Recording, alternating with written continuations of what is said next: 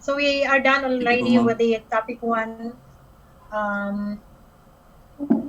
We're already done with our topic 1 to 5. So this is the sixth topic for about the legal aspect of polygraphy. Although, as we said, it is not yet admissible in court, but as stated by Dr. Geronimo, the chief of the polygraph examiner in the CRAMI before during our training, it is admissible. It depends only to the examiner who conducted the polygraph examination. So with the legal aspect of polygraphy, we'll continue with its accuracy and validity. So the scientific inference require measures that exhibits. Okay, we go back, sir, ma'am. About the accuracy and validity of the polygraph.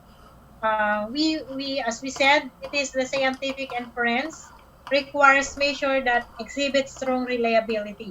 So most of the scientists do their job to make it reliable in the court. So, however, a highly reliable test has little use if it is measuring something bottom of the form different from its intended target.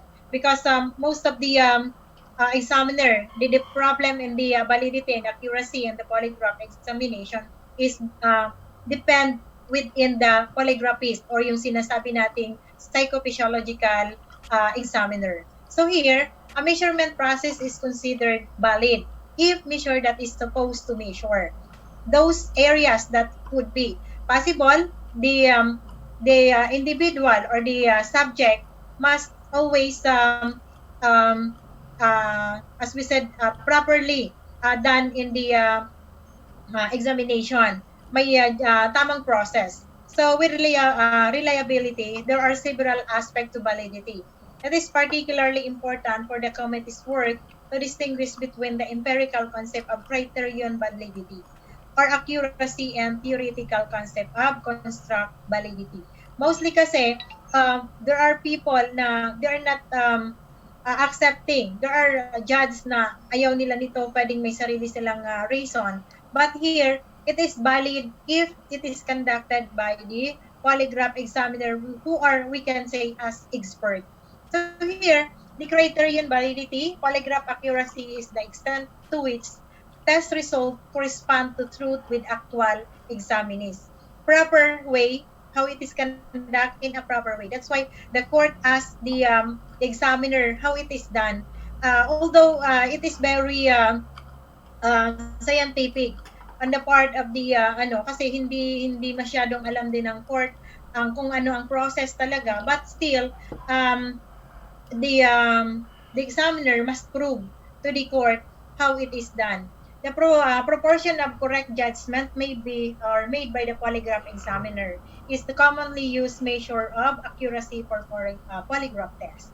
Individual polygraph validation studies typically include accuracy measure that apply to a specific population that was tested. It is conducted, yung mga conduct studies by the mga researcher about the application of polygraph examination. Although, ang sabi doon, specific population only was tested. Meaning, hindi siya pwedeng i-conduct in general. May mga pili lang na tao na dapat syempre i-conduct ang polygraph examination. May mga limitation. So, evidence of accuracy become more general to the extent that the test results are strongly and distinctively associated with truthfulness or deception is in a variety of population. Okay, so here, the current state of polygraph testing in the Philippines. Yung sistema natin ngayon, ano ba yung current situation ng polygraph testing in our country? Here, for now, Philippine jurisprudence on polygraph examination. In the Philippine jurisdiction, polygraph obtained during an examination is generally not admissible as evidence in court or even if allowed cannot stand alone. Meaning, hindi siya pwedeng, it is not accepted. Why? In that case, na kung siya lang, yung mismong polygraph examination only, yung result lang nun, yung ipapakita mo sa court. Hindi siya pwedeng sabihin na yun lang yung dahilan para makulong siya. Meaning, in our country, it is only a tool for investigation, meaning there is another evidences that you must show, not only the result of polygraph examination, so that it can be admitted into the court.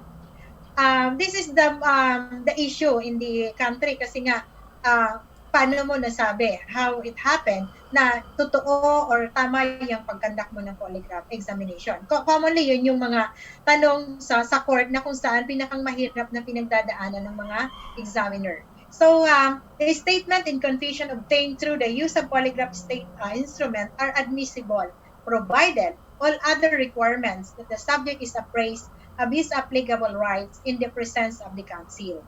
And in this respect, no subject can be compelled to take the test. That is true. So that he must agree first, and then there is agreement na papayag talaga siya. Kasi if the subject is not willing to have that test, we cannot compel him to take the examination. It's not good, and that is lalong hindi siya admissible in court. But it can be used kasi in the polygraph examination, hindi pa po nagkakandak ng sinasabi nating instrumentation. Andun pa lang po sa stage ng interview stage, the subject is already admitted or confessed his guilt. Yun yung common na nangyayari. That's why, pwede siyang igamitin sa court, pero it must be having the presence of the counsel. And may mga affidavit sila niya na pipilapan. It's not easy to use it in the court kapag hindi siya properly get doon sa isang subject. That's why ito po yung mga critical areas na pinag-uusapan when it comes to the polygraph testing in our country. Expert testimony and polygraph may be admitted as evidence subject to the discretion of trial judge. Kaya, ang sabi ko po sa inyo kanina, as I told you, na hindi lahat po ng judge will accept as evidence the sinasabi nating polygraph examination results. Thus, that expert testimony is only made if the discretion of the trial judge. Sila lang yung iparang dyan. Okay po. The next po, we continue. Can we continue with the next? Although the perfection is in the test is not a prerequisite to the admissibility of evidence obtainable by the use of scientific instrument or technique, the practice has been granted judicial recognition only after proponent of unprecedented evidence have shown that instrument or technique has reasonable measure of precision in indication that is accepted on or in a particular profession or field of science to which belong. Yan yung kaso na noon panahon ni People of the Philippines Kapuno 3565 SRA or SCRA 249 on April 4, 2001. In that case na what is the prerequisite on the admissibility or how it is admitted into the court? Paano siya i-admit?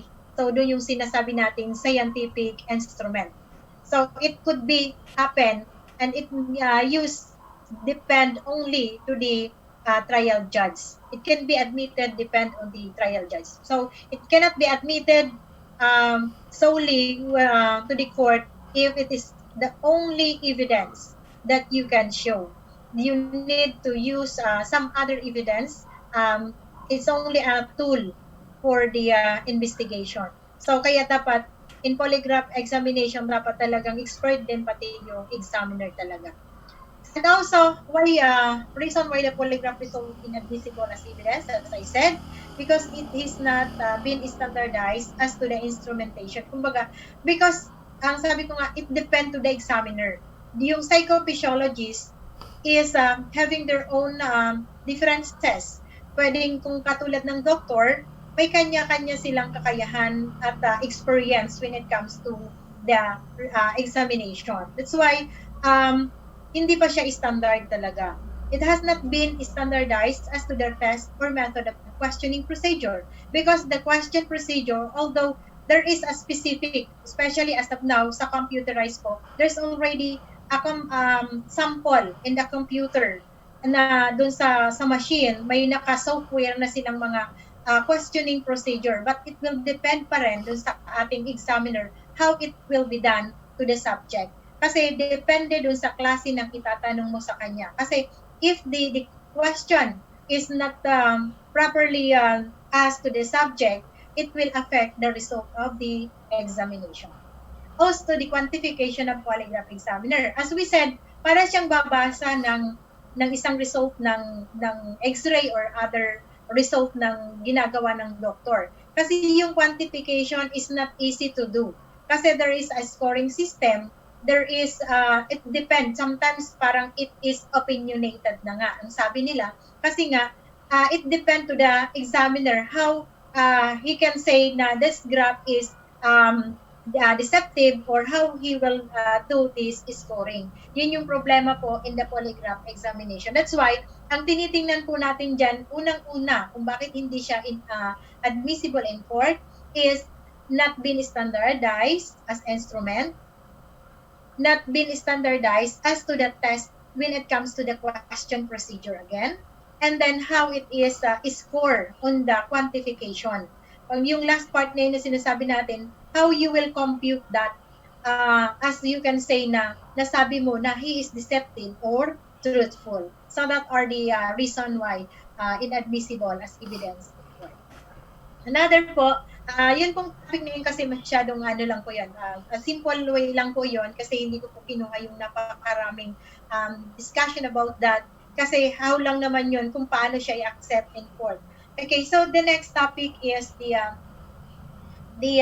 topic number 7, the polygraph machine itself. Actually po, in our part, as we are doing this, as we are studying this, napakahalaga po sana na yung hands-on. Because the machine is only like a chip only. Isang maliit lang po siya na parang box where naka-input na dun sa kanyang software. Ang mahal po dun kasi dun yung software. Almost 300,000 yung software lang nun. Yung CD na ini-insert po natin sa computer and then yung polygraph na yun mismo ang gagalaw. So when it comes to polygraph machine po, dapat po talaga medyo failure yung ano natin. Kasi kaya po mahaba dapat yung time natin. I cut off for only 4 hours sabi ko. Kasi nga, wala po tayong actual machine. Pero kung magkaroon po sana at hindi ganitong pandemic, mas maganda po sana na hands-on tayo within the machine. Okay, so let us see first, ma'am and sir, about the modern polygraph machine. So inuna ko lang po itong modern kasi ito na yung generally used by our department or yung mga department, yung mga agency and other na mayroon silang polygraph examination. Maraming agency in Manila na yung about that. But focus na sila sa computerized. Bihira na po kasi ginagamit yung analog. If you can say the computerized, it is a modern polygraph services uses computerized polygraph instrument like Lafayette. Or yung kay Lafayette po kasi, computerized polygraph instrument were common both in desktop model for polygraph examination, administered in office and laptop model for travel. Very small lang po yan. Kung nakikita nyo yung LX400 na yan, medyo old model na po yan. Kasi ngayon, may available na pong 600 model. Yung pinakang latest po is LX400 model, 600 model, yung kay Lafayette din po. Meron din po si Stolting polygraph. So, ang common pong nakikita natin dito in the Philippines is kay Lafayette. So, here, in modern polygraph, it's the same. Gaya ng binanggit ko po sa inyo kanina, simultaneously record various physiological phenomena by means of horizontal KYMOGRAPH. This KYMOGRAPH, ma'am and sir, as of now, is not already available kasi ang gamit na po natin ngayon is printer. Hindi na po siya katulad nung sa sinasabi nating analog. Kasi ang analog, there is a KYMOGRAPH na kung saan ginuguhit or dun iginuguhit sa papel yung sa kanyang recordings or yung mga graphs. For now po, we are now having the printer. Okay, the resulting polygram indicates tracing of external respiration and the thoracic and abdominal activities. Yun yung inilalagay po na parts, yung pneumograph, yung tambor assembly, systolic and diastolic construction of the part, as well as the pulse fluctuation with the resistance of sphygmomanometer and psychogalvanic skin response by means of electrode to the person's fingers. So inilalagay siya doon sa four fingers and saka sa ring finger. Okay. So if you can notice from here, this is the advanced digital polygraph system. Yan how it is put to the subject and ano yung mga function yan. Yung binabanggit ko po sa inyo kanina about thoracic pneumograph, ito yung parts. Doon siya kinukuha sa may dibdib, sa part ng breast ng subject. Yung abdominal pneumograph is lower region respiratory activity monitoring. Doon yun sa lower part or part ng abdominal, where kung saan, if you can notice, yung parang hose lang siya na ikinakabit doon sa subject. Yung electrodermal, pwede siyang ilagay doon sa palad or pwede rin siya dito sa finger, sa center yung isa, or pwede din siya sa forefinger and then sa ring finger. Magkakaiba. And then yung cuff. Ganun lang po siya kasimple ilagay. Very simple machine na po siya kung titingnan natin yung pong polygraph na advanced ngayon. Yung pong computerized. Mas komplikado po kasi yung sinasabi nating analog. So you can see from that picture yung mga areas. Iisa-isahin po natin yan dito sa next part. So ito yung LX400, medyo ano na po siya. Yun lang po talaga yung polygraph na napakamahal. Bumili po kami ng LX600 model. Inabot po siya ng nasa 545,000. Low class pa po yun. Yan po yung pang-instruction lang po sa student. Hindi po siya ginagamit for investigation. Kasi ang ginagamit po for investigation, inaabot po ng nasa 1.5 or 1 million ang isang. Ganyan lang po klaseng box. Yan lang pong box na yan. And hindi pa po kasama yung computer dyan. So the LX400 is the best and the most popular computerized polygraph in the world, capable of simultaneously recording the changes in several physiological variables. While the subject is asked a series of questions pertaining specific issue under investigation, as I said kanina po. So the chart generated during the polygraph examination are interpreted by polygraph examiner. So yung role po ng polygraph examiner, makikita po natin dito na napakalaki po ng role niya as part kasi he will do a job simultaneously. So here, ito po yung medyo nagli-latest na po, yung LX500, kilapayat din po yan. The same din po yung connection niya, and advanced din po siya, mas advanced siya din sa 400. Where the same yung function, mas higher lang po at dinagdagan lang po ng installment ng software. Sa software lang naman po nagdadagdag sila na kung saan medyo mas marami na siyang sample ng question, how it will do, and then marami na po siyang klase na ini-input na pagpipilian kung ano pong gagamitin na klase ng examination or ng test or question na gagamitin. Yan po. Kasi yung question po, may mga sample question na po yun inside the software. Yung sabi ko nga po, tumataas lang po ang presyo niyan, depende po sa software na in-input na po niyan. Yung latest po ngayon, ang sabi ko, may LX600 na po. At ngayon po yung anang available sa amin ngayon. We have already 6,000 LX6000 Lafayette instrument.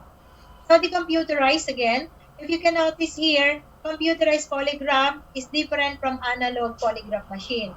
Commonly po during the time, yung mga previous po, the polygraph analog machine, ang mas maganda pong pag-aralan compare po sa computerized. Mas challenging po kasi yung analog machine. Doon mo po talaga mapipil na yung analog na umaano ka talaga, kumbaga as examiner ka. Mostly kasi pag computerized polygraph machine, you are only doing a monitoring in the computer and simultaneously asking the question. And dito sa isa, there are so many buttons that you can adjust and you can do. Ano po?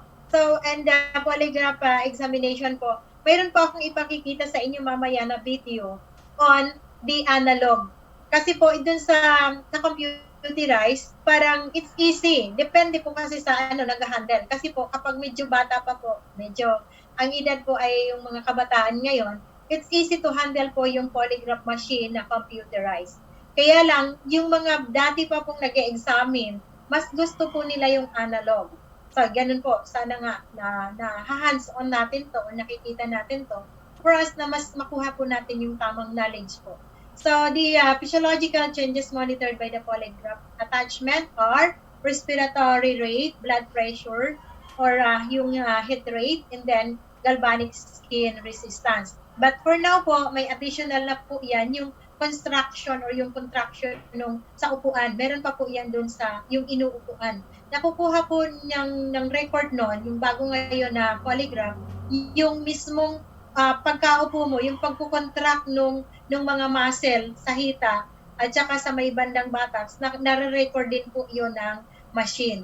So yun po yung pang-apat ngayon na hindi pa po isinama sa mga lecture kasi medyo luma na din yung mga books na wala pong recent kasi akong book na makuha ngayon about that. But the truth is may bago na pong additional na parts dyan sa computerized. Again po, the component, isa-isahin na po natin, himay-himayin po natin. The polygraph have 2 or 3, 4 recording channel. Depend po sa accessories na i-deliver po according to the importance and lie detection. And a polygraph consisting of 3 recording channels, as I showed kanina, from the upper chest and then the stomach, and then put as the cuff, and also included yung sa kamay as the galvanograph. The various attached accessories were it will receive to the changes in the body and conduct the changes electrically, electronically, and pneumatically to the instrument, which finally recorded on the part of the graph. So yun ang nag-record. So the first component is the pneumograph. Ano po yung function ng pneumograph again? Ulitin po natin to be familiar again. The first receiver in the pneumograph tube were which is attached to the subject chest or suspect stomach. So this is the part of polygraph that detect the air volume changes of the chest through the breathing cycle. Yung paghinga, pag-inhale and exhale natin.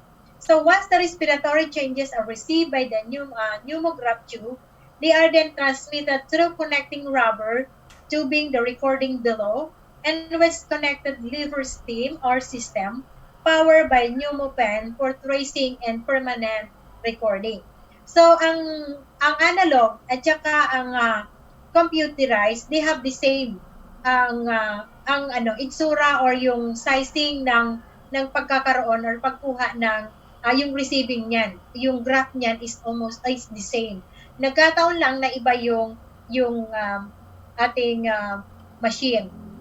Here the picture or the illustration, you can see the pneumographic tube where you can see from the part of the chest. Ano po yung nire-record niyang pneumograph?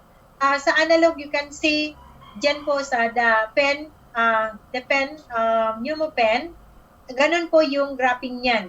So yung tracing niya nandun. Yung bandang itaas po, pinakang upper. Okay po? So it also stretchable rubberized tube or apparatus that is attached to the subject chest or stomach. Dalawa kasi po ang gamit ng pneumographic. Dalawang rubberized na yan, na tube. Where inhalation will cause the tube and stretch the subsequently create an upward tracing of pneumopen onto the polygraph chart. So it will record the inhalation or downward tracing and upward tracing also. The beaded chain, ito yung pag-connect, yung chain na yun, nakikita nyo parang metal. Yan yung ginagamit to adjust to the subject. How it is put to the subject, ilalagay yan, isasabit siya, yung mga ano na yan, mga beaded chain. It depends to the size of the subject. Kung medyo mataba or medyo payat yung ating subject. Where the pre-wheeling string of stainless bed which hooked with fasten and pneumographic tube onto the subject chest or stomach.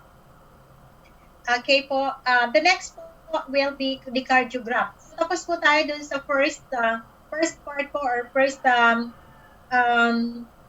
next po yung sa component. Yung first component is pneumograph. Meron po tayong second component. Si cardiograph po and CARDIO-SPHYGMOGRAPH is another receiver will record yung blood pressure. The cup wrap around the subject upper arm. Ito yung parang pagkuha po natin ng blood pressure. Were inflated to suitable air pressure. This is where the changes in the blood pressure and the pulse rate are detected. So when the changes or impulse occur, they are received by the cuff, then transmitted through connecting tubing. Pag-connect niya dun sa tube. Then the hand pump bulb assembly and then anterior spasm of blood pressure gauge. Nakukonect na siya and then recording the below and with the connected lever system. Power the cardio pen for recharge for permanent recording also. So that are how it is included for the component number 2, where si cardiograph yon or si CARDIO-SPHYGMOGRAPH. That is the sample of the picture. You can see ito yung mga parts nung ginagamit sa cardiograph po. If you can notice the hand pump bulb, that causes the arm cuff to inflate the order to produce blood pressure and pulse rate. You can notice the same with the pagkuha ng blood pressure. Also, the aneroid blood pressure meter gauge. Ito yung gauge na ginagamit din, the same with the blood pressure, where monitor yung BP. And also, the arm cuff shall be attached to the subject arm. And ano po ang recording niyan? Nakikita natin yung recording niyan once it attached to the subject, nare-record yung color red. Nakikita niyo yung graph sa red, then sa bandang right, yung red color, yan po yung kanyang recordings once na it is attached to the subject. Okay po. The next po is the third component were the galvanograph or the galvano skin reflex or GSR, where the third receiver is set of electrodes attached either between the palmar. Pwede siyang ilagay sa palm or pwede din siyang ilagay dito sa part ng finger natin, which is the fore and then the ring finger.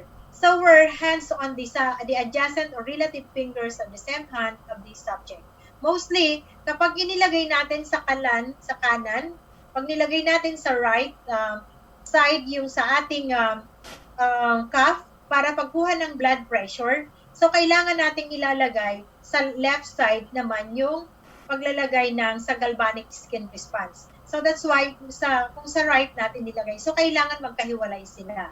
So then the changes occur, they are create an electrical imbalance that may cause the galvanic skin resistance fan to move and chart to record the permanent tracing.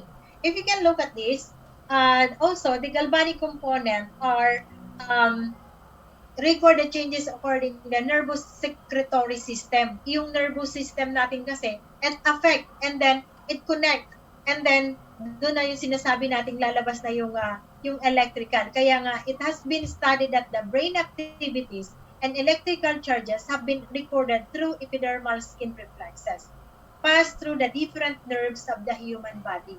Lahat yon. That's why kanina, we discussed all about the parts of the body, that how it is connected through to the reflexes going to our parts of the body, and then saka siya lalabas as the secretion, and saka siya mare-record through the component. These are the parts of the finger electrodes. Ganun lang po siya kasimple. Ganun lang po siya kaliit. It's having a metal and then it wrapped to the finger of the subject. So this is the very sensitive one in the 4 parts or the first 3. Ito yung pinakang mahalaga na area na kung saan pinakang sensitibo siya compared to the other, yung sa blood. Sensitibo siya Kasi nga, sinasabi natin, part siya kasi nga, ang ano natin po, ang reaction ng skin is hindi mo siya mahahalata, pero still, mas malakas yung graph niya, mas matataas ang recordings. If you can notice here, the attachment procedure of using the both index and ring finger in GSR recording prevent accidental short-circuiting of the finger electrode. If you can notice dyan, sa GSR tracing po, yan pong kasunudan nung sa heart. If you can notice yung parang sa blood pressure, sa taas po ng color red na illustration po. Yan po yung GSR pen. Na kung saan po, ang ginamitan po natin dyan is the thermal po kasi yung paper niyan. Ang mainit po kasi dyan, yung karayom niyang, yung gumuguhit po na yan, mainit po yan, and then yung papel thermal. Kapag dinaanan siya ng mainit na karayom na yan po yung magiging result is yan pong graph na yan. So yung GSR na graph po na nakikita nyo is pangalawa, yung nasa gitna po nung sa ating graph. Okay po. Now next po tayo. Yan po yung last part where, ang sabi ko po, ito po yung wala po sa atin ngayon sa computerized. Ang meron lang po nitong part na ito, nitong number 4 na KYMOGRAPH, is only po, doon lang po ito sa may analog. Kasi doon po sa computerized, as I said, it is now the printer. Printer na po siya. Nakakonect na po siya sa computer. Ang KYMOGRAPH lang po ay nandun siya sa analog. So the KYMOGRAPH is the chart drive or paper-fed mechanism which is powered by synchronous motor or dynamo. Kaya nga sabi ko, para umiikot po siya. Synchronous motor propel the charts along the calibrated speed to facilitate uniform and valid interpretation of result obtained. So here, earlier, polygraph employed motor drive sprocket, while the modern polygraph utilized friction type rubber ruler type of the chart drive. It is the same, yun nga sabi ko, umiikot siya, it roll, and then doon gumuguhit yung sinasabi nating pen, na those pen are very sensitive. The chart paper or graphs or polygraph usually driven fast recording pens at uniform speed of 6 inches per minute. So kaya po, ang napakamahal po dyan kasi po yung papel. Ang per roll po ng papel is 1,000 po. Kaya ang isang examination po sa analog, masyadong malaki po ang kaya niyang i-consume na gastos sa pagkandak po ng polygraph examination. Kaya mas advantage na po na meron na po tayo ngayong computerized. That's why ang papel hindi gaanong nako-consume. Kasi pwede siyang i-check muna bago mo i-print. Unlike po dito sa chart paper na talagang dapat you are ready already kasi hindi pwedeng marami kang nasayang na time pagdating dito. Sometimes it calibrated with vertical lines in the paper per minute or even per 5-second counting inflection time. So kaya po dito, medyo ang counting po habang nagkakandak ng polygraph examination, you will count from 25 seconds after the question. Laging ganon. So dito, pwedeng 20 seconds after question, magtanong ka na uli. Kasi po, yung paper niya is medyo mahal-mahal. The chart rule, about 100 feet long, 6 to 8 inches wide width, and 1/2 each part margin is top and bottom for sprocket hose space, 1/2 inch apart each of for the friction drive. Ito po, sa ngayon po, hindi na siya masyadong available sa ating country kasi ang gamit na po natin talaga ngayon is mostly is a polygraph computerized. We are not using this paper. But I also included this because as part of the study, it is included the KYMOGRAPH as part of the component of the polygraph examination. And then, ito na po yung picture kung saan sinasabi natin yung KYMOGRAPH. These are kung paano, like it is a rule. Nilalagyan, ang iba po mayroong ink na ginagamit, ang iba po thermal. So depende po sa klase ng polygraph na mabibili. Meron po kasing polygraph na mabibili na ang gamit nila is ink lang. Pag ink po, medyo may problema po dyan kasi yan po kadalasan nagbabara. palagi mo dapat nilinisan. Kaso kung bihira man po ang magpapakandak ng polygraph, medyo nagaano po yung ink niya. That's why bihira po ang gumagamit ng ink. Yung kadalasan po is thermal. If you can see po the picture number 1, yung chart drive motor. You can see kung paano po yun, yung kung paano po siya umiikot at hinihila nung papel kapag umaandar na po yung polygraph examination. Once you push the button, automatically, nag-start yung sa inyong questioning, gagalaw na po yung papel na yan.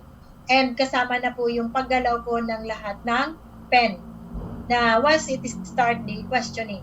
The next is the friction type chart drive.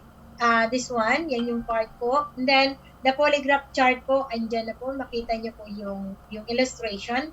Sorry po kasi puro na lang po ito illustration. Dapat po talaga actual. Kaso, sa ngayon po, wala man na din masyadong nabibili talaga na ganito po. Na analog. Analog po lahat itong nakikita nyo ngayon. Kasi hindi na po natin ipinapakita yung iba kasi na po siya. Naka-polygraph computerized na po. Wala na pong ganito yung computerized. Ulitin ko lang po. In the next po, ano po yung differences ng dalawa? Computerized polygraph and conventional polygraph. If you can notice from here, the conventional po, or yung sinasabi po nating analog, you can see yung different parts niya. Mas marami po siyang buttons and mas marami po siyang ginagalaw once na nag-conduct na po tayo or nag-conduct na ng polygraph examination. Pero to tell you the truth po, ma'am and sir, yan po kasi, mas exciting po gamitin sana po yung conventional or yung analog. Dahil po, makikita po natin how yung mas challenging po kasi siya kasi nga how the graph works doon sa kapag naka-attach na po siya sa ating subject. Total po yung computerized naman po, mas easy po siyang gamitin. On the part naman po, kung talaga pong maaralan mo. Medyo mahirap din lang po kasi ang pagdating sa computerized kasi ang dami po ng minamanipulate pagdating po doon sa software niya. Kasi most of these are the software na. And then yung mga attachment lang po, yun lang po ang nagre-record. And if you can see from the picture, is only like a box, small box. Yun lang naman po yun. Doon na po nakastore yung kanyang yung software niya. Yun yung po yung paano siya gumagana. That's why, as to tell, mas maganda po yung conventional. Kaya lang po ngayon, mas magastos po siyang gamitin. Okay, tapos na po tayo within the parts. Any question po for that part? Sorry.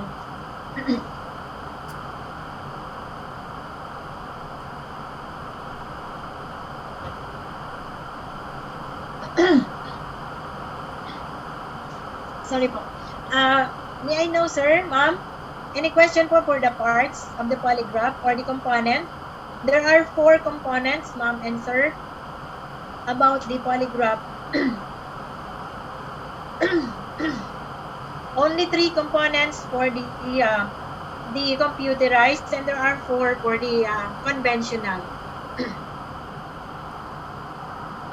Okay, if you don't have a question, sir, ma'am, we go to the topic 8.